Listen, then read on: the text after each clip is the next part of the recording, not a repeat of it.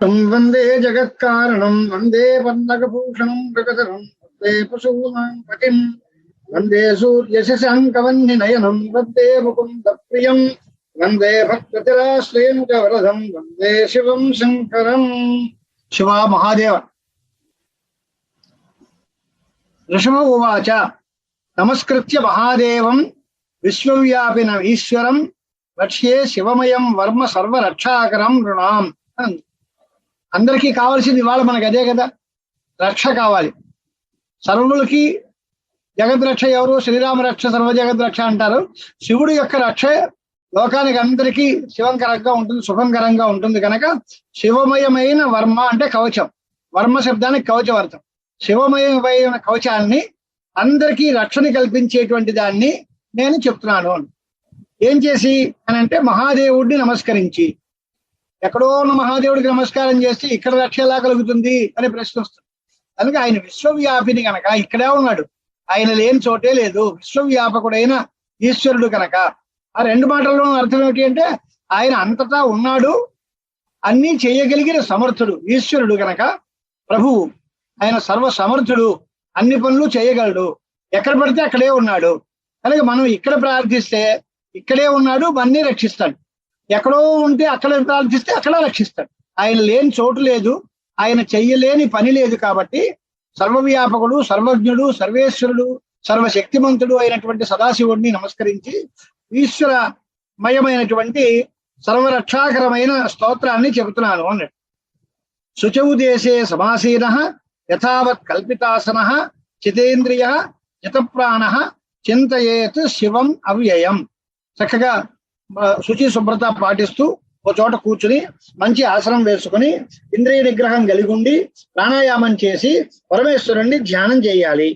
ఎక్కడ అని అంటే హృత్పుండరీకాంతర సన్నివిష్టం స్వతేజస వ్యాప్త నభోవకాశం అతీంద్రియం సూక్ష్మమనంతమాద్యం ధ్యాయేత్ పరానందమయం మహేశం. హృత్పుండరీక అంతర సన్నివిష్టం. హృదయం అనేటువంటిది ఒక పద్మం లాంటిది అయితే ఆ పద్మం మొట్టమొదటి మధ్యలో ఉన్నట్ట పరమశివుడు. హృదయ పద్మంలో మధ్యలో ఉండేటువంటి వాడు. ఆయన యొక్క కాంతి చేత మొత్తం ఆకాశం అంతా కూడా వ్యాపించినటువంటి కాంతి గలవాడు. మన హృదయంలో ఎక్కడో లోపల కూర్చుంటే అయ్యా మన హృదయంలో ఉన్న వస్తువు మనకే కనపడదు కదా, మరి ఆయన కాంతి ఎలా తెలుస్తుంది అంటే ఆయన యొక్క కాంతి ఎంత గొప్పది అంటే వ్యాప్త నభోవకాశం, ఆకాశాలంతా కూడా నిండిపోయినటువంటి కాంతి కలిగినటువంటి వాడు ఆయన. కనిపిస్తాడా అంటే అతీంద్రియుడు, కనపడ్డు. అతీంద్రియం సూక్ష్మం, అందరికంటే సూక్ష్ముడు, అంతం లేనివాడు, అనంతం ఆద్యం, అందరికంటే మొదటివాడు, అందరికంటే ప్రపంచానికి అందరికీ కూడా సృష్టికర్తగా మొట్టమొదట్లో ఉన్నాడు. ఆయనకి అంతం లేదు. ఆయన సూక్ష్మాతి సూక్ష్ముడు, అందరికంటే గొప్పవాడు, అతీంద్రియుడు అయినటువంటి ఆనందమయుడైనటువంటి మహేశ్వరుణ్ణి ధ్యానం చేయాలి. మహేశ్వరుడు స్వరూపం ఏమిటి అంటే ఆనందమయం. నిత్యము ఆనంద స్వరూపంగానే ఉంటాడు ఆయన. ఆయన ఎక్కడ ఉంటే అక్కడ ఆనందానికి లోటు లేదు. ఆయన ఉన్న చోట దుఃఖాలు, భయాలు, శోకాలు, రోగాలు ఇవేవి ఉండవు. ఆనందమయుడు కనుక ఆనందమయోభ్యాసాత్ అని బ్రహ్మసూత్రం. ఆనందమయ శబ్దానికి పరమాత్మ అర్థం. అంతేత పరమాత్మ పరమశివుడు ఆనందమయుడు. అలాంటి ఆనందమయుడైనటువంటి ఆయన్ని మనం ధ్యానం చేయాలి. ధ్యానం చేస్తే వచ్చే లాభం ఏంటి అని అంటే తర్వాత శ్లోకంలో చెప్తున్నాడు. ధ్యాన అవధూత అఖిల కర్మబంధ చిరం చిదానంద నిమగ్న చేతా షడక్షర న్యాస సమాహితాత్మ శైవేన కుర్యాత్ కవచేన రక్షాం. ఆ ఎప్పుడైతే పరమశివుడి యొక్క ధ్యానం చేస్తామో అప్పుడు మనలో ఉండేటువంటి అఖిలమైన అంటే సమస్త విధమైన కర్మబంధాలు పోతాయి. మనం ఎప్పుడో పాపాలు చేసి ఉన్నాం, ఆ పాపాల వల్ల వచ్చేటువంటి నష్టాలు అనుభవించాల్సిన పరిస్థితి ఉంటుంది. కానీ మనం ఇప్పుడు శివధ్యానం చేస్తే ఈ ధ్యానం వల్ల ఆ కర్మబంధాలన్నీ తొలగిపోతాయి. మనం లోక పాపం చేసినా ఆ పాపం యొక్క ఫలితం మన దగ్గరికి రాకుండా ఆయన బాగా అడ్డగిస్తాడు అనమాట, జాగ్రత్త పడతాడు. అంటే చుట్టుపక్కల వాతావరణం బాగోలేకపోయినా, పరిస్థితులు అనుకూలించలేకపోయినా శివధ్యానం చేస్తూ హృదయంలో శివుణ్ణే ఆరాధిస్తూ ఉంటే ఆయన యొక్క సామర్థ్యం చేత, ఆయన యొక్క ప్రభావం చేత ఆ రోగాలు, బాధలు అవి మన దగ్గరికి రాకుండా ఆయన నివారిస్తాడు. ధ్యానావధూత అఖిల కర్మబంధ చిరం చిదానంద నిమగ్న చేత. ఇంకొకటి కూడా మనకు ఉదాహరణ చెబుతున్నాడు ఆయన. మనం ఏం చేస్తాం, ఆయన్ని ధ్యానం చేస్తాం కానీ మనలో మనం భయం వదలకుండా ఉంటే అది సరిపోదు. మనం ఎప్పుడూ ఆనందమగ్నమైన మనస్సు కలిగిన వాళ్ళమై ఉండాలి. మన మనస్సు నిండా ఆనందం పెట్టుకోవాలి. మనం ఆనందంగా సుఖంగా ఉంటాము, మాకు ఎటువంటి భయము లేదు, మేము ధైర్యంగా ఉంటాము, మాకు శివుడు రక్ష ఉంది, ఆయన రక్షణ వల్ల మేమందరం హాయిగా ఉంటాము అనేటువంటి ఆనందమగ్నమైన మనస్సు కలిగిన వాళ్ళమై ఆయన యొక్క ధ్యానం చేత అఖిల కర్మబంధాలని తొలగించుకుని షడక్షరన్యాస సమాహితాత్మ అంటే ఓంకారంతో పాటు కలిగినటువంటి శివ పంచాక్షరి 6 అక్షరాలు కలిపితే దానితోటి అంగన్యాస కరన్యాసాలు సమాధులు అవన్నీ తర్వాత మాట, వాటి జోలికి మనం వెళ్ళొద్దు ఇప్పుడు ప్రస్తుతం. శైవేన కుర్యాత్ కవచేన రక్షాం, ఆ శివ కవచం చేత మనం రక్షించుకోవాలి. అక్కడి నుంచి కవచం ప్రారంభం. మొట్టమొదటి మాం పాతు దేవ అఖిల దేవతాత్మ, సమస్త దేవతా స్వరూపమైనటువంటి పరమశివుడు మమ్మల్ని రక్షించుగాక. మమ్మల్ని అనే మాట అనలేదు ఆయన, నన్ను అన్నాడు. మాం పాతు, ఎవడు చదివితే వాడికే, ఇది ఒకడు చదివితే అందరికీ వచ్చేస్తుంది అనుకోకలేదు. ఎవడి మట్టికి వాడే రక్షణ కావాలి అనుకున్నవాడు అల్లా పరమశివ ధ్యానం చేయాలి, వాడే భగవంతుడిని ధ్యానం చేసుకుని ప్రార్థించాలి తప్ప. అంచేత మాం పాతు దేవ అఖిల దేవతాత్మ, ఆయనే దేవదేవుడు, మహాదేవుడు, దేవతా సార్వభౌముడు, పరమశివుడు, సమస్త దేవతా స్వరూపం ఆయనే. మేము ఏదో రామచంద్రమూర్తిని కొలుస్తాం, నష్టమేం లేదు. ఆయన రాముడిలో ఉన్నవాడు శివుడే. విష్ణుమూర్తి ధ్యానం చేస్తాం, విష్ణుమూర్తిలో ఉన్నవాడు ధ్యానం ఆయనే. అంటే సర్వదేవతా స్వరూపమైనటువంటి ఆ పరమశివుడు నన్ను రక్షించుగాక. ఏమయ్యా నీకు వచ్చిన నష్టం ఏమిటి, ఎందుకు రక్షించాల్సిన పని ఎందుకు వచ్చింది అంటే, సంసార కూపే పతితం గభీరే, ఈ సంసారం అనేటువంటి ఒక పెద్ద దిగుడు బావిలో పడిపోయాను. గంభీరమైనటువంటి లోతైన దిగుడు బావి, దానిలోంచి నా అంతటి నేను బయటపడలేకపోతున్నాను. అంచేత నన్ను ఆయన రక్షించి దీనిలోంచి బయటపడేయాలి. అది మరి ఆయన ఏం చేయాలి, ఆయనకి మనకి ఉండే సంబంధం ఏమిటి, ఎలా చేస్తాడు అని అంటే, తన నామ దివ్యం వర మంత్రమూలం జునోతు మే సర్వం అఘం హృదిస్థం. నిన్ను బాగు చేయాలి, నిన్ను రక్షించాలి అంటే నీ మనస్సులో ఉండే పాపాలు పోవాలి. ఎలా పోతాయి అని అంటే, ఆయన యొక్క నామస్మరణమే నాలో ఉండేటువంటి సర్వ విధమైన పాపాలని కూడా తొలగించాలి. నీ పాపాలన్నీ ఎక్కడున్నాయంటే చేతులను కాళ్ళలోనో లేవు, హృదయస్థమైన ఉన్నాయి, హృదయంలో ఉన్నాయి పాపాలన్నీ. అంచేత సర్వం అహం హృదిస్థం మే జునోతు, ఏది దివ్యమైన ఆయన నామస్మరణం, శివనామస్మరణమే మన పాపాలన్నిటినీ పటాపంచలు చేస్తుంది. సర్వత్ర మాం రక్షతు విశ్వమూర్తి జ్యోతిర్మయానంద ఘనశ్చిదాత్మ. నేను ఎక్కడున్నా, ఇంట్లో ఉన్నా, బయట ఉన్నా, రోడ్డు మీదకి వెళ్ళినా, ప్రయాణం చేసినా, ఎక్కడికి వెళ్ళినా వెళ్ళకపోయినా, ఎక్కడున్నా సర్వకాల సర్వావస్థల యందు సర్వదేశముల యందు ఉండేటువంటి నన్ను విశ్వమూర్తి అయిన పరమశివుడు రక్షించుగాక. ఆయన జ్యోతిర్మయుడు, ఆనందఘనుడు, చిదాత్మ అని 3 విశేషాలు వేశారు. జ్యోతిర్మయుడు అంటే ప్రకాశ స్వభావం కలిగిన వాడు, ఆనంద స్వరూపుడు, అలాగే చిదాత్మ. ఈ 3 చేత ఏం చెప్పినట్టుగా సచ్చిదానంద రూపమైనటువంటి వాడు. సత్యం జ్ఞానం అనంతం బ్రహ్మ అని బ్రహ్మ లక్షణంగా చెప్పినటువంటి సత్యత్వము, జ్ఞానత్వము, సుఖత్వం. అలాంటి సుఖం అనేది ఆనందమైన శబ్దం చేత చెప్పబడుతోంది. చిత్ అనే దాని చేత చైతన్య స్వరూపుడు, జ్ఞానస్వరూపుడు అనే మాట చెప్పబడుతోంది. జ్యోతిర్మయుడు అంటే దానిలో ఎటువంటి అజ్ఞానానికి ప్రదేశం లేదు. అలాగే అణోరణీయాన్ ఉరు శక్తి ఏకః స ఈశ్వర పాతు భయాద్ అశేషాత్. ఆయన చిన్నవాళ్ళకందరికంటే చిన్నవాడు, పెద్దవాళ్ళు అందరికంటే పెద్దవాడు, అణువు కంటే అణువైన వాడు, అన్నిటికంటే పెద్దవాడు అయినటువంటి ఒకే అన్ని విధములైనటువంటి భయముల నుంచి కూడా నన్ను నివారించగాక. భయాద్ అశేషాత్. యో భూస్వరూపేణ బిభర్తి విశ్వం వాయాత్స భూమేర్ గిరిశో అష్టమూర్తి. ఎవరైతే పరమశివుడు ఏ రూపంలో ఉన్నాడు అని, ఆయనే ఈ భూమి స్వరూపంలో ఉన్నాడు. అంటే సంగ్రహంగా మీకు తెలియాలి అంటే, పరమశివుడికి ఆ పరదేవతకి కూడా అష్టమూర్తి అనే పేరు సాధారణంగా ఉంది. ఆయన అష్టమూర్తే, ఆవిడ అష్టమూర్తే. లలితా రహస్యంలో అష్టమూర్తి రజాజయిత్రి లోక యాత్రా విధాయిని అని అష్టమూర్తికి అనే పేరు లలితాంబ వారికి చెప్పాడు. అలాగే గిరిశ అష్టమూర్తి, పరమశివుడు అష్టమూర్తిగా ఉన్నాడు. ఆ 8 మూర్తులు ఏమేమిటి అంటే, పృథివీ, జలం, తేజస్సు, వాయువు, ఆకాశము అనేటువంటివి 5 పంచమహాభూతాలు. సూర్యుడు, చంద్రుడు. యజమానుడు అంటే యజ్ఞం చేసేవాడు. యజ్ఞ శబ్దానికి అర్థాలు కూడా రకరకాలుగా ఉన్నాయి శాస్త్రాల్లో. అందరూ యజ్ఞాలే చేయక్కర్లేదు. యజ దేవ పూజ సంగతికరణ దానేషు. దేవతల్ని పూజ చేసినా, ఓ దానం చేసినా, ఓ అన్నం పెట్టినా, ఎవరికైనా ఇతరులకి నమస్కారం చేసినా, దేవతా ధ్యానం చేసినా ఇవన్నీ యజ్ఞాల కిందే లెక్క. యజ్ఞములు అనేటువంటి మాటకి పూర్తిగా శ్రౌతమైన యజ్ఞాలే చేయాల్సినంత అవసరం ఏం లేదు. అవి యజ్ఞములు ముఖ్యమైనవి. కానీ యజ్ఞము అంటే దేవతా పూజ, దేవ పూజ సంగతికరణ దానేషు అని యజుధాతువు అర్థం. అంచేత యజ్ఞమయ స్వరూపంగా ఉంటాడు పరమాత్మ. యజ్ఞో వై విష్ణువు అని విష్ణువు యజ్ఞస్వరూపుడు అని చెప్తారు. పరమశివుడు మహావిష్ణువు ఇద్దరు యజ్ఞస్వరూపు. అంచేత అష్టమూర్తి స్వరూపంగా ఉండేటువంటి ఆ స్వామి మమ్మల్ని రక్షించాలి. ఎలాగ మొదటి మాట ఎక్కడి నుంచి రక్షించాలయా అని, ముందు యో భూస్వరూపేణ విభర్తి విశ్వం, ఈ సమస్త ప్రపంచాన్ని భూమి రూపంలో ఉండి ధరిస్తున్నాడు ఆయన.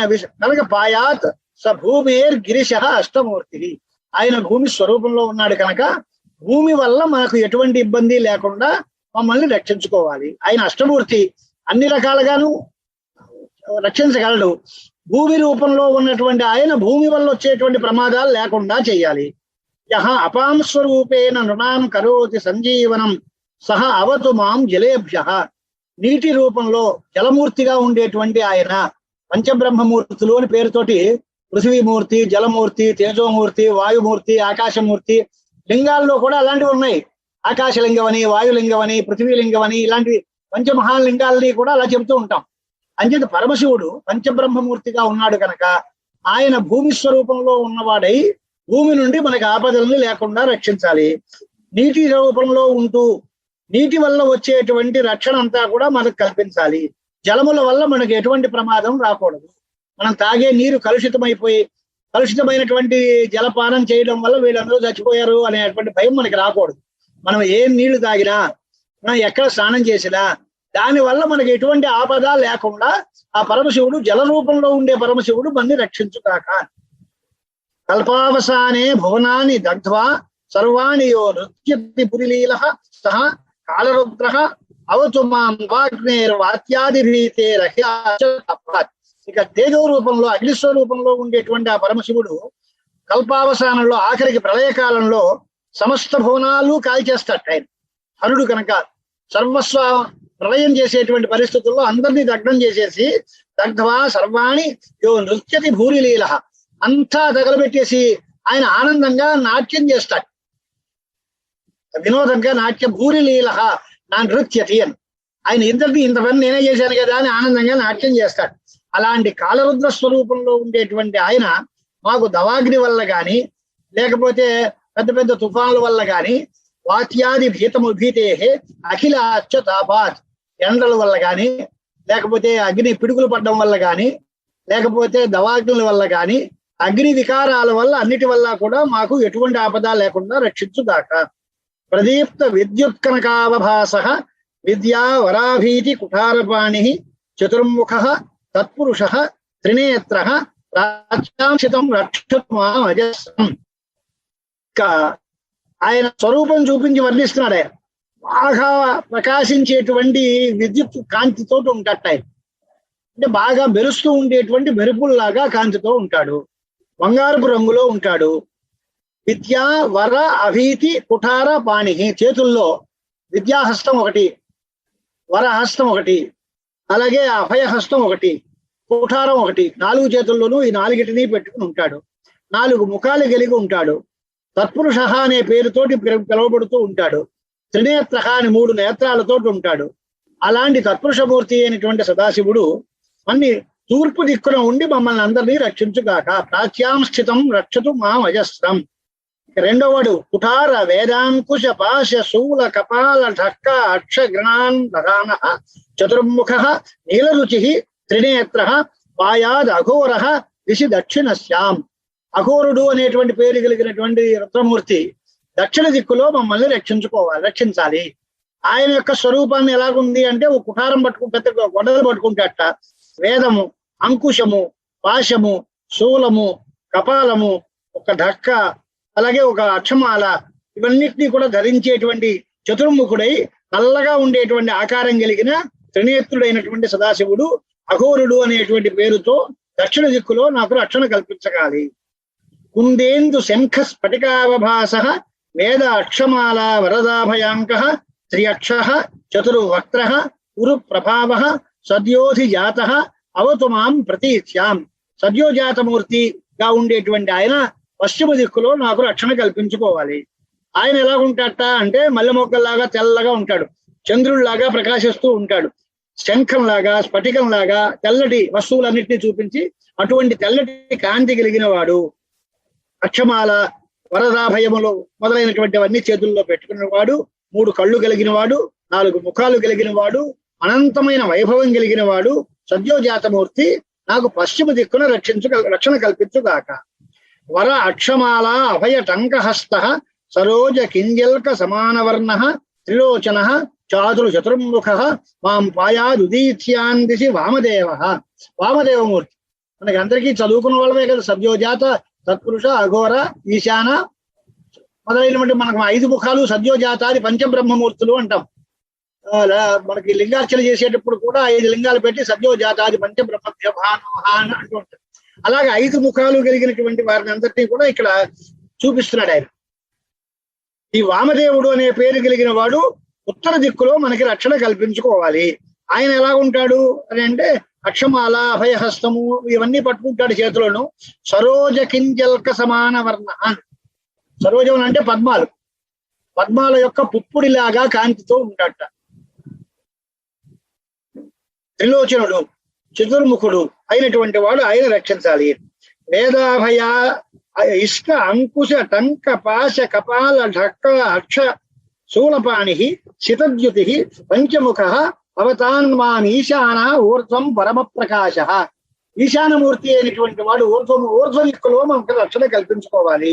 ఆయన వర్గంలో ఆయన చేతిలో ఉండే ఆభరణాలని కూడా చెప్పారు పైన.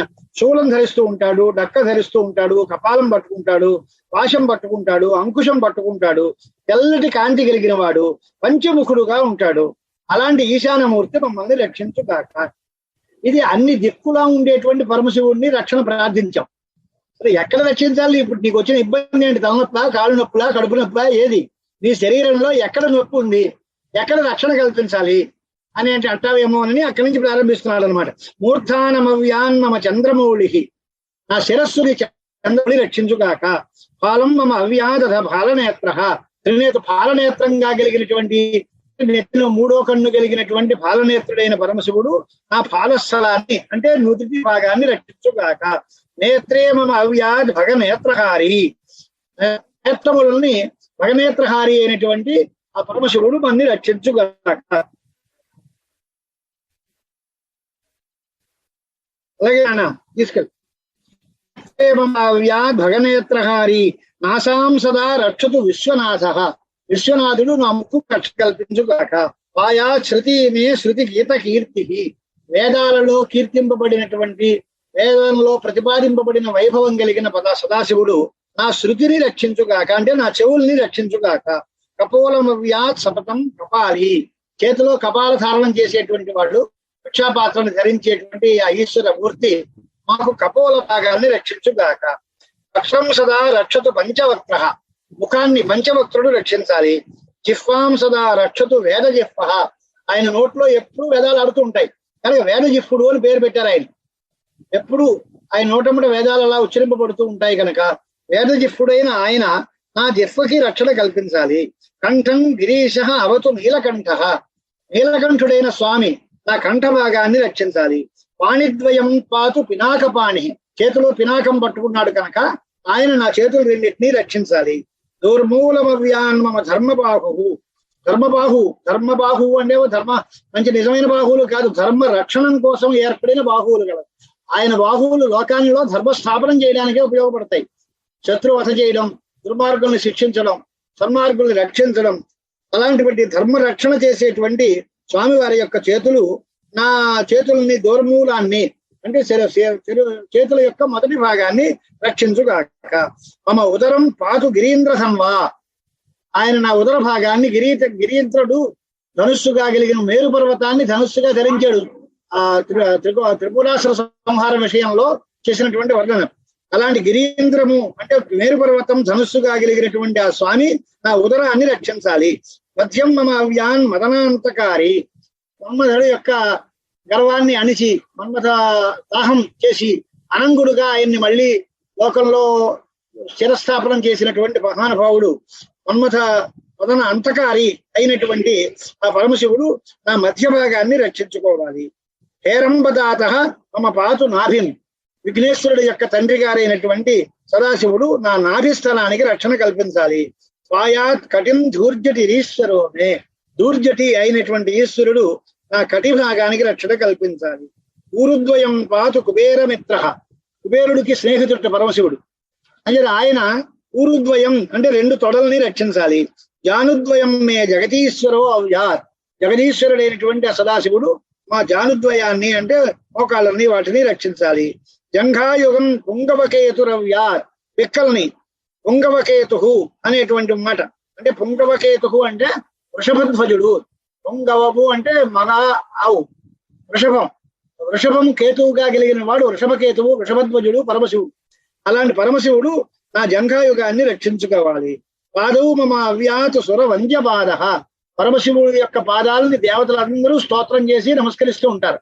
అందరు దేవతల చేత స్తోత్రం చేసి పూజ చేయబడినటువంటి పాదాలు కలిగిన ఆ పరమశివుడు నా పాదాలని రక్షించాలి. మహేశ్వర పాతు దిన అది ఆమె, ఇంతవరకు అంగావయవ వర్ణనలు అయ్యేది.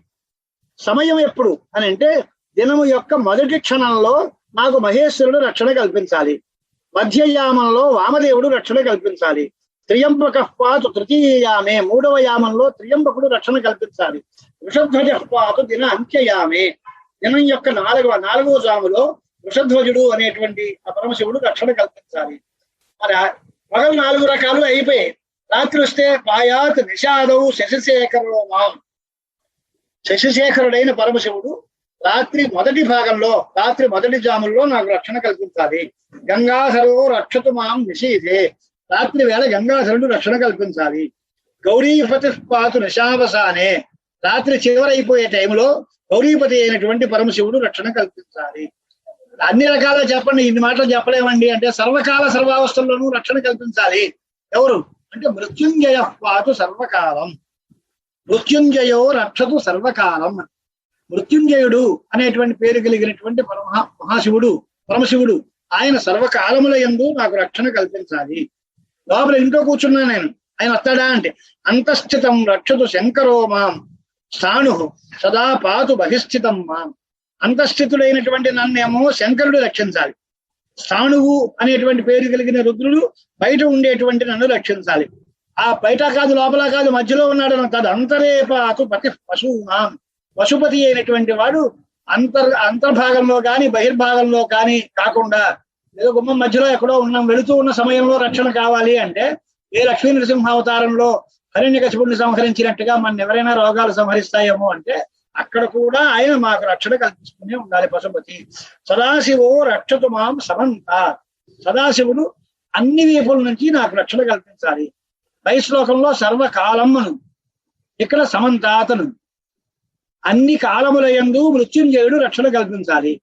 అన్ని వైపుల నుంచి అన్ని దిక్కుల యందు కూడా సదాశివుడు నాకు రక్షణ కల్పించాలి అని ఇక్కడ అన్నాడు. సదాశివో రక్షతు మాం సమంతాత్, ఇక నేను నించుని ఉంటా అప్పుడేంటి అంటే తిష్టంతమవ్యాద్ భువనైకనాథ, సమస్త జగదీశ్వరుడైనటువంటి ఆయన నాకు నించున్నప్పుడు నాకు రక్షణ కల్పించాలి. వాయాద్ వ్రజంతం ప్రమథాధినాథ, నేను ఎక్కడైనా సంచరిస్తూ నడుస్తూ ఉంటే ప్రమథాధినాథుడైనటువంటి పరమశివుడు నాకు రక్షకుడుగా ఉండాలి. వేదాంత వేద్య అవతు మాం నిషన్నం, నేను ఎక్కడో కూర్చుని హాయిగా ఏదో జపం చేసుకుంటాను. వేదాంత వేద్యుడైనటువంటి వేదవేద్యుడైన పరమశివుడు నాకు రక్షణగా ఉండాలి. మా అవ్యయ పాతు శివశయానం, నేను నిద్రపోతూ ఉంటాను, అప్పుడు అవ్యయుడైనటువంటి నాశరహితుడైన పరమశివుడు నాకు రక్షణ కల్పించాలి. మార్గాల్లో నడుస్తూ ఉంటాను, అప్పుడేంటి మార్గేషు మాం రక్షతు నీలకంఠ, నీలకంఠుడైన వాడు మార్గమధ్యంలో నాకు రక్షగా నిలవాలి. శైలాది దుర్గేషు పురత్రయారి, త్రిపురాసుల సంహర్త అయినటువంటి వాడు ఏ కొండలు ఎక్కవలసిన పరిస్థితి వచ్చినా లేదా గోతులు దాటాల్సి వచ్చినప్పుడా దుర్గమమైనటువంటి ప్రదేశాల్లో నేను సంచరిస్తున్నప్పుడు కూడా త్రిపురాసుల సంహారం చేసిన మహానుభావుడు కనుక ఆయన నాకు రక్షణగా నిలవాలి. శైలాది దుర్గేషు పురత్రయారి అరణ్యవాసాది మహాప్రవాసే పాయాతు మృగవ్యాధ ఉదార శక్తి, మృగవ్యాధుడు ఆయన మృగాల్ని వేటాడుతూ ఉంటాడు. ఆ వేటాడేటువంటి కిరాత వేషంలో ఉండేటువంటి పరమశివుడు ఉదారమైన శక్తి కలిగిన వాడు కనుక అరణ్యాది ప్రదేశాల్లో నాకు రక్షణగా నిలవాలి. కల్పాంతక ఆటోప పటు ప్రకోప స్ఫుట అట్టహాస ఉచ్చలిత అండకోశ ఘోరారి సేనార్దవ దుర్నివార మహాభయాద్ రక్షతు వీరభద్ర. దుర్నివారమైన మహాభయాలు, నివారించడానికి వీల్లేనటువంటి ఘోరమైన ఆపదలు, మహామారులు ఇవన్నీ. దానికి మందు లేదు, మాకు లేదు, ఎలా వస్తుందో తెలియదు, ఎలా పోతుందో తెలియదు. ఇలా దుర్నివారమైనటువంటి భయాలు ఉన్నాయి. దాన్ని నివారించడానికి మా శక్తి చాలదు అంటే అలాంటి దుర్నివారమైనటువంటి మహాభయాలన్నిటినీ రక్షించడానికి వీరభద్రుడుగా ఆయన అవతరించి మమ్మల్ని రక్షించాలి. యశ్వ మాతంగ ఘటావరూథ సహస్ర లక్ష అయుత కోటి భీషణం అక్షౌహిణీనాం శతమాతతాయినాం చింద్యాన్ మృడ ఘోర కుఠారధారయాన్. మృడ అంటే మృడయతీతి మృడ అంటే మన్ని సుఖపెట్టేటువంటి వాడు అని పేరైన. మృడ అనే దానికి అర్థం సుఖపెట్టే స్వభావం కలిగిన వాడు. ఆ మృడయ అంటే సుఖయ అర్థం, మమ్మల్ని సుఖంగా ఉంచు. అలాని మన్ని సుఖంగా అట్టే పెట్టేటువంటి మృడ అనే పేరు కలిగిన పరమశివుడు అక్షౌహిణులు, ఆతతాయుల యొక్క అక్షౌహిణుల శతం అన్నాడు. 100 అక్షౌహిణీల సైన్యం వచ్చిన వారు ఎలాంటి వాళ్ళు అని అంటే పాదచారులుగా కొంతమంది సైన్యం, గుర్రాల మీద వచ్చేటువంటి వాళ్ళు కొంతమంది, ఏనుగుల మీద వచ్చేటువంటి వాళ్ళు కొంతమంది, మరో సహస్ర లక్ష అయుత కోటి భీషణం, వేల కొద్దీ, లక్షల కొద్దీ, కోట్ల కొద్దీ, అయుతములు 10,000 కొద్దీ, కోట్ల కొద్దీ భయంకరమైనటువంటి అక్షౌహిణీల యొక్క సైన్యాన్ని అంతటినీ కూడా తన యొక్క తీవ్రమైనటువంటి కుఠారధార అంటే గొడ్డల తాలూకు అంచు చేత వాళ్ళందరినీ చంపేసి మనకి రక్షణ కల్పిస్తూ నిలవాలి. దిగంతు దస్యూన్ ప్రళయానలార్చి జ్వల త్రిశూలం త్రిపురాంతకస్య.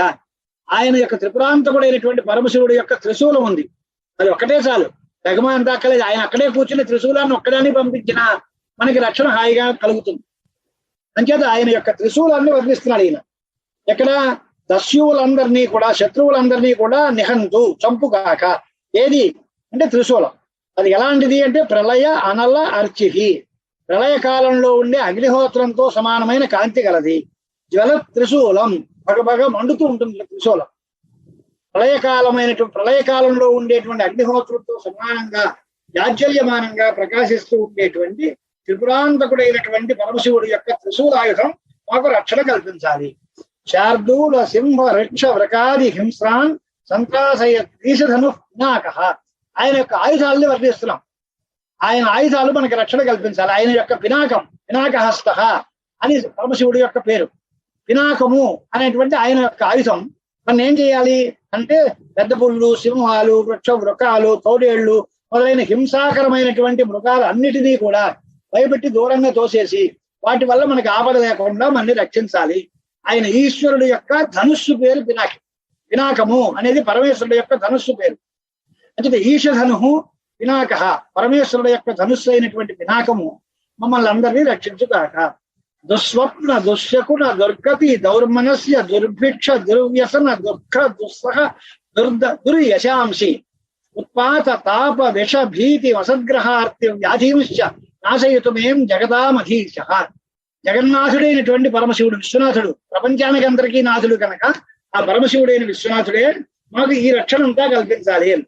ఏమిటి వరుసగా ఒకటి చెడ్డ కళలు రావడం కానీ, దుశ్శకునాలు రావడం కానీ, లేదా దుర్గతి పాలైపోవడం కానీ, లేదా మనస్సు పరిపరి విధాలుగా దౌర్మనస్యంతో మనస్సులో రకరకాలైనటువంటి దుర్మార్గపు ఆలోచనలు, భయంకరమైన ఆలోచనలు రావడం కానీ, దుర్భిక్షం తినడానికి తిండి లేకపోవడం కానీ, దుర్వ్యసనాల పాలైపోవడం కానీ, దుస్సహమైనటువంటి దుర్యశస్సు అంటే భయంపరాని అపకీర్తి రావడం కానీ, ఉత్పాతములు అంటే పెను విపత్తులు, పైనుంచి ఏదో ఉల్కాపాతం జరగడం, స్కైల్ అప్పడిపోయింది అన్నారు ఆ మధ్య చూడండి. ఇవాళ రాత్రి ఎప్పుడో అది చైనా రాకెట్ కూలిపోతుంది అంటున్నారు, ఎక్కడ పడుతుందో తెలియదు. ఇలాంటి భయంకరమైనటువంటి విపత్తులు, ఆపదలు, వీటినన్నిటి నుంచి కూడా విషములు, భయములు, అసద్గ్రహ ఆర్తి అంటే గ్రహాలన్నీ అనుకూలమైన స్థానాల్లో లేకుండా అసద్గ్రహాలు ఏవైనా ఉంటే వాటి వల్ల వచ్చేటువంటి భయంకరమైన ప్రమాదాలు, వాటిని వ్యాధుల్ని పూర్తిగా నాశయతుమే జగతాం అధీశ. జగన్నాథుడైనటువంటి పరమశివుడు ఆ వ్యాధుల్ని, ఆర్తుల్ని, మానసిక వ్యాధుల్ని, శారీరక వ్యాధుల్ని, ఆదిదైవిక, ఆదిభౌతిక, ఆధ్యాత్మికమైన తాపత్రయాలని వీటిని అన్నిటినీ పోగొట్టుగాక. ఓం నమో భగవతే సదాశివాయ. శ్లోకాలకి అర్థం చెప్పడం మీకు తెలుస్తూనే ఉంటుంది పదాలు, ఏదో కష్టమైన పదం ఉంటే అర్థం చెప్తాను. జాగ్రత్తగా వినండి. ఓం నమో భగవతే సదాశివాయ సకల తత్వాత్మకాయ సకల తత్వ విహారాయ సకల లోకైక కర్త్రే సకల లోకైక భర్త్రే. అంటే అన్ని లోకాలని చేసినవాడు ఆయనే, అన్ని లోకాలని రక్షించేవాడు ఆయనే. సకల లోకైక హర్త్రే అంటే సృష్టి స్థితి ప్రళయాలు మూడు చేసేటువంటి పరమశివుడు. ఆత్మ యొక్క స్వభావం అది. పరమాత్మ యొక్క దైవం యొక్క స్వభావం సృష్టి స్థితి లయాలు చేయడం. ఎక్కడ మా వాళ్ళు ఏతో వాయుమాని భూతాన్ని జాయంతే అని శృతి చెప్పినటువంటి ఆత్మ లక్షణం, పరమాత్మ లక్షణం ఏది అని అంటే సృష్టి స్థితి లయ కారణం. ఆయనే సృష్టికర్త, ఆయనే స్థితికర్త, ఆయనే లయకర్త కూడా ఆయనే. సృష్టికర్త బ్రహ్మ అన్నాడు, విష్ణువు అన్నాడు, అదే మాటేం కాదు. బ్రహ్మ రూపంలో ఈయనే సృష్టి చేస్తాడు, విష్ణువు రూపంలో ఈయనే రక్షణ కల్పిస్తాడు, సదాశివ రూపంలో ఈయనే సంహారం చేస్తాడు.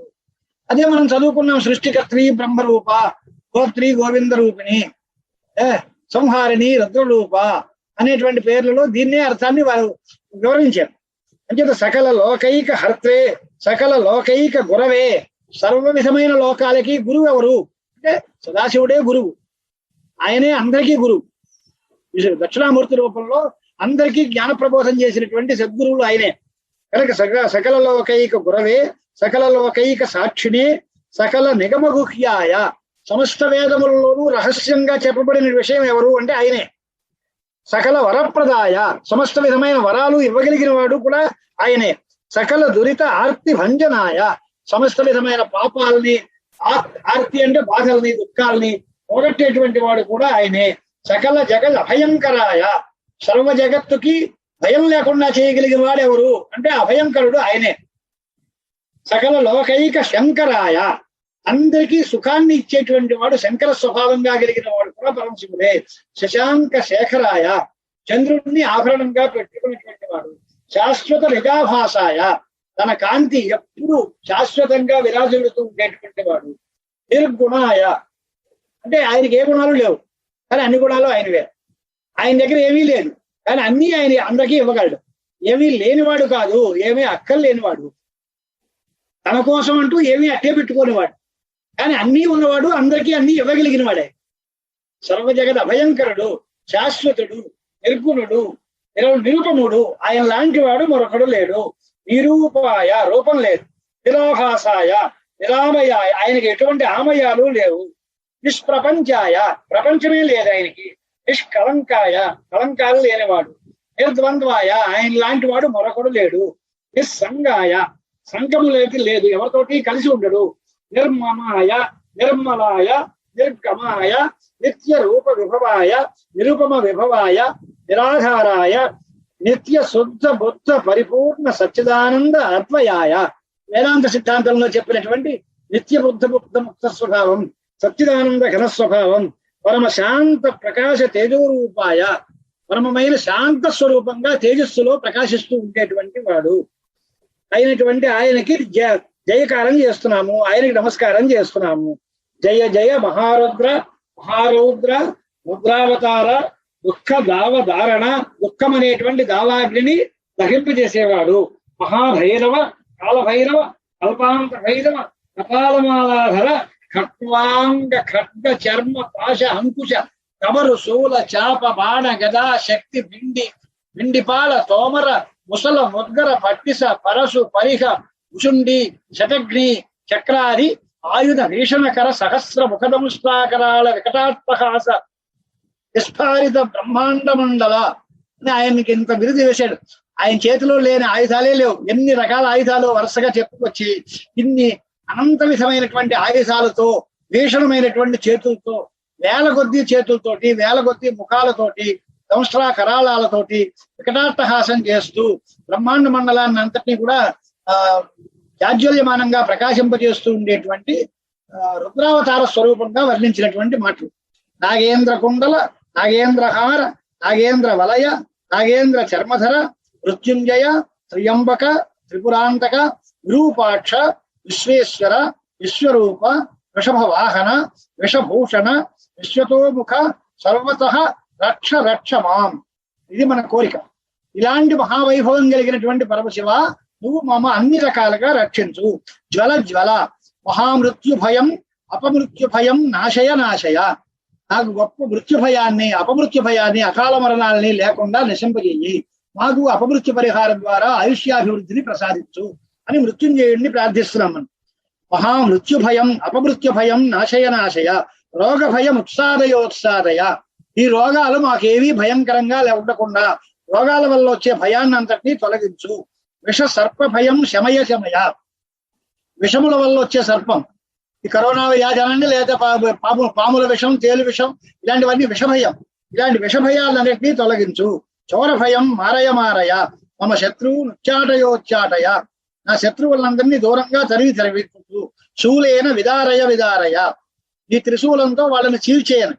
కుఠారేన భింది భింది, నీ గొడ్డలతో దాన్ని నరికి ముక్కలుగా చేసేయి. ఖడ్గేన చింది చింది, నీ కత్తితో వాళ్ళని నరికేయను. ఖడ్వాంగేన విపోథయ విపోథయ, ముసలేన నిష్పేషయ నిష్పేషయ, అంటే రోతలతో దంచేయను వాళ్ళందరినీ. బాణై సంతాడయ సంతాడయ, రక్షాంసి భీషయ భీషయ, భూతాని విద్రావయ విద్రావయ, కూష్మాండ భేతాళ మారీగన బ్రహ్మరాక్షసాన్ సంత్రాసయ సంత్రాసయ. వాళ్ళందరినీ భయపెట్టు. అందరినీ ఏమి చేసాను నాకేమిటి అంటే, మమ అభయం కురు కురు, నాకు మాత్రం అభయాన్ని ప్రసాదించు.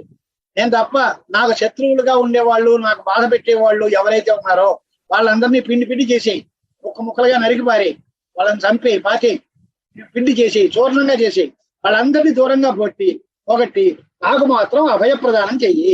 విత్రస్తం మమ ఆశ్వాసయ ఆశ్వాసయ, ఇలా భయపడిపోయి వణికిపోతూ ఉండే నన్ను ఆశ్వాసనం చెయ్యి. నాకు ఓదార్పు ప్రసాదించు. నరక భయాన్ మా ఉద్ధారయోద్ధారయ, నాకు నరకాల వల్ల వచ్చే భయం లేకుండా చెయ్యి. సంజీవయ సంజీవయ, పొలముపురితో ఉన్నా సరే మళ్ళీ సంజీవని ఇచ్చి బతికించినట్టుగా మళ్ళీ మాకు చక్కగా జీవనం ప్రసాదించు. క్షుత్రుభ్యాం మాం ఆప్యాయ ఆప్యాయ, ఆకలి దప్పులు లేకుండా మమ్మల్ని అందరినీ తృప్తిపరచు. దుఃఖాతురం మాం ఆనందయ ఆనందయ, అనేక విధమైన దుఃఖాలతో బాధపడే నన్ను ఆనందింపజెయ్యి. శివకవచేన మాం ఆచ్ఛాదయ ఆచ్ఛాదయ, ఇలాంటి శివకవచంతో నన్ను కప్పి ఇంకెవడూ నా దగ్గరికి రాకుండా, నన్ను తేరిపార చూడలేకుండా పూర్తిగా నా శరీరం చుట్టూ నువ్వే ఉండు. నేను ఎక్కడున్నా, లోపలున్నా, బయట ఉన్నా, తిరిగినా, తిప్పునా, పడుకున్నా, నించున్నా, కూర్చున్నా, ఎక్కడున్నా నువ్వే నాకు చుట్టూ ఉండి నన్ను ఆచ్ఛాదనం చేసి నువ్వు రక్షించు. త్రియంబక సదాశివ నమస్తే నమస్తే నమస్తే అని ఋషభయోగేంద్రుడు ఇత్యేతత్ కవచం శైవం వరదం వ్యాహృతం మయా, ఇది శైవ కవచం, శివ కవచం అంటారు దీన్ని. ఇది వరదం, వరములను ఇచ్చేటువంటిది. నేను మీకు చెప్పాను. సర్వ బాధా ప్రశమనం రహస్యం సర్వదేహినాం యః సదా ధారయేన్ మర్త్యః శైవం కవచముత్తమం నతస్య జాయతే క్వాపి భయం శంభోరనుగ్రహాత్. ఇది ఫలశ్రుతి. శంభువు యొక్క అనుగ్రహం చేత వాడికి భయం అనే ప్రసక్తే లేదు, భయం రాదు. అది మృత్యు భయం అవ్వచ్చు, రోగ భయం అవ్వచ్చు, వ్యాధి భయం అవ్వచ్చు, చోర భయం కావచ్చు, ఏదైనా సరే అసలు భయం అనే ప్రసక్తే లేదు వాడికి. పరమశివ శంభువు యొక్క అనుగ్రహం వల్ల నతస్య జాయతే క్వాపి భయం శంభోరనుగ్రహాత్. క్షీణాయు మృత్యుమాపన్న మహారోగహతోపి వా సద్యసుఖమవాప్నోతి దీర్ఘం ఆయుష్య విందతి. వాడి ఆయుర్దాయం పూర్తయిపోతున్నా, ఇంక నెక్స్ట్ క్షణంలో వాడు చచ్చిపోతాడు అని డాక్టర్లు డిక్లేర్ చేసిన, మహారోగం వచ్చినా వాళ్ళు కూడా పరమశివ అనుగ్రహం చేత వెంటనే లేచి కూర్చుని ఆనందంగా నాకేం మళ్ళీ తినడానికి ఏదైనా ఉందా అని అడుగుతాడు. అంచేత అంతది ఆయుర్దాయం చివరికి వచ్చేస్తూ ఉన్నా, క్షీణాయువైన మహారోగహతుడైన అనేక రకాలైన ఆపదలు చేసిన వాడికి కూడా దీర్ఘాయుర్దాయం వచ్చి సుఖంగా ఆనందంగా ఉంటాడు. సర్వ దారిద్ర్య శమనం సౌమంగళ్య వివర్ధనం యో ధత్తే కవచం శైవం సదేవైరపి పూజ్యతే. ఈ శివ కవచాన్ని ధరించేవాడు వాడు రక్షణ పొందడమే కాదు, దేవతలందరి చేత కూడా పూజింపబడుతూ ఉంటాడు. అంటే శివానుగ్రహం వాడి మీద ఉంది కనుక శివుడి అనుగ్రహం మనం పొందాలి అంటే ఆయనకి ఇష్టమైన వాడిని కాస్త మంచి చేసుకోవాలి. అప్పుడు ఈయన్ని మంచి చేసుకుంటే శివుడి యొక్క అనుగ్రహం వాళ్ళకు కూడా వస్తుంది. కనుక దేవతలందరికీ శివానుగ్రహం కావాలి కనుక శివానుగ్రహం పూర్తిగా పొందినటువంటి ఈ శివ కవచాన్ని ధరించే భక్తుడిని దేవతలందరూ పూజిస్తూ ఉంటారు. కాస్త మీ దేవుడితో చెప్పండి, మాకు కూడా కొంత అనుగ్రహం చూపించమనండి అని అంటూ ఉంటారు. స దేవైరపి పూజ్యతే మహాపాతక సంఘాతైర్ముచ్యతే చ ఉపపాతకై దేహాంతే శివమాప్నోతి శివ వర్మానుభావత. ఈ శివ కవచం యొక్క ప్రభావం చేత నీకు ఎంత ఆయుర్దాయం ఉందో ఆయుర్దాయం అంతా ఆనందంగా అనుభవించి దేహాంత కాలం వచ్చినప్పుడు శివ సాయుధ్యాన్ని కూడా పొందుతూ ఉంటారు. మహాపాపాలు ఉపపాపాలు అన్ని కూడా పొరుగుపోతాయి. కనుక త్వమపి శ్రద్ధయా వత్స శైవం కవచం ఉత్తమం ధారయస్వ మయా దత్తం. నువ్వు కూడా ఈ శివ కవచాన్ని ధరించు. సద్య శ్రేయోహి అవాప్స్యసి. చక్కగా వెంటనే నీకు ఆపదలు లేకుండా శ్రేయస్సు కలుగుతుంది అని సూతుల వారు చెప్పి, ఇత్యుక్త్వా వృషభో యోగి తస్మై పార్థివ సోనవే తదౌ శంఖం మహారావం ఖడ్గంచారి నిషూదనం. రాజకుమారుడు కనుక ఆయనకు ఒక శంఖము ఓ చక్రాన్ని ఇచ్చారట. పునశ్చ భస్మ సంబంధ్య తదంగం సర్వత ఆస్పృశత్. చేతిలో భస్మ తీసుకున్నాడు, ఆయనతో మంత్రించాడు, ఆయన శరీరం అంతా ఈ భస్మధారణం చేయించాడు, భస్మతో చూశాడు. ఇంక నీకు విజయమే తప్ప ఎక్కడా అపజయం లేదు పోన్నాడు. ఆ రాజకుమారుడిని వదిలేశాడు. అలాగే గజానాం శతసహస్రస్య ద్విగుణంచ బలం కదవు. 12,000 ఏనుగుల బలం ఇచ్చాట ఆయనకి ఈ భస్మధారణం చేసి మంత్రం చేత. ఆ రాజకుమారుడి గజానాం షట్సహస్రస్య ద్విగుణం, ఏనుగుల యొక్క 12,000 ఏనుగుల యొక్క బలాన్ని ఆయనకి ఇచ్చాడు. భస్మధారణ మహాత్మ్యాత్ భస్మ ప్రభావాత్ సంప్రాప్య బల ఐశ్వర్య ధృతి స్మృతి సహా రాజపుత్ర సుశుభే శరదర్క యువశ్రిత. శ్రియా శోభతోటి వాడు వెలుగొందాడు. ఆ తర్వాత శతధార నిబంఖడ్గం యస్మై దర్శయతి స్ఫుటం స సవ్యోమ్రియతే శత్రు సాక్షాన్ మృత్యురపి స్వయం. ఆ శంఖం అంత అద్భుతం, ఆ ఖడ్గం అంత వైభవం. ఖడ్గాన్ని చూపిస్తే ఎదరవాడు సాక్షాత్తుగా మృత్యుదేవతే ఎదరకు వచ్చిన ఈ ఖడ్గాన్ని చూసి వాడి చచ్చిపోతాడు. ఆపదం అంతటి మహిమాన్వితమైనటువంటి ఖడ్గాన్ని శంఖాన్ని ఆయన ఇచ్చారు. ఈ శంఖని ఆ నాదం ఎవరైతే వింటారో తే మూర్ఛిత పతిష్యంతి న్యస్తశస్త్రాహ విచేతనా. వాళ్ళ చేతుల్లో ఉన్న ఆయుధాలన్నీ విసిరి వదిలేసి అక్కడ మూర్ఛ పొంది పడుకుంటూ పోతారు. ఆ ధ్వని వినేసరికి గుండెలో అలిసిపోయి వాళ్ళకి ఏమీ చేయలేనంత పరిస్థితి వస్తుంది. అంచేత ఏతయోశ్చ ప్రభావేన శరీరేణ కవచేన చ ద్విసహస్రనాగానాం బలేన మహతాపి చ భస్మధారణ సామర్థ్యాత్ శత్రు సైన్యం విజేష్యసి. ఇన్ని కారణాలు చెప్పాడు ఆయన. ఈ శంఖము ఖడ్గము 2, శివ కవచం 3, అలాగే నీకు నేను ప్రసాదించినటువంటి 12,000 ఏనుగుల యొక్క బలం 1, భస్మధారణ సామర్థ్యం 1. ఇన్ని రకాలైన సాధనాలు నీ దగ్గర ఉన్నాయి కనుక నిన్ను ఎదిర్చి నిలబడేటువంటి వాడు ఈ ప్రపంచంలో మరొకడు ఉండడు అని చెప్పారట. ఆ తర్వాత ఆయన అదే రకంగా విజయాలు చేశాడు, సింహాసనాన్ని పొందాడు, చక్కగా పృథివీ పరిపాలన చేశాడు అని భద్రాయుషం సమ్యక్ అనుశాస్య సమాత్రకం తాభ్యాం సంపూజిత సోధ యోగి స్వైరగతిర్యయౌ. ఇది శ్రీ స్కాంద పురాణే బ్రహ్మోత్తరఖండే శ్రీమంతిని మహాత్మ్యే భద్రాయు ఉపాఖ్యానే శివకవచ కథనం నామ 12ోऽధ్యాయః. శివార్పణమస్తు. సదాశివో రక్షతు మాం. సదాశివుడు మనని రక్షించుగాక. ఈ కాలంలో మన వాళ్ళందరూ భయం, ఆపదలు, మృత్యువులు, రోగాలు అన్నారు కదా అనే ఉద్దేశంతో దానికి సంబంధించినటువంటి ఈ కథలన్నింటినీ మనం అనుకున్నాం. తర్వాత మాట. శివానుగ్రహం ఉన్నవాడిని ఎవడు ఏమీ చేయలేడు.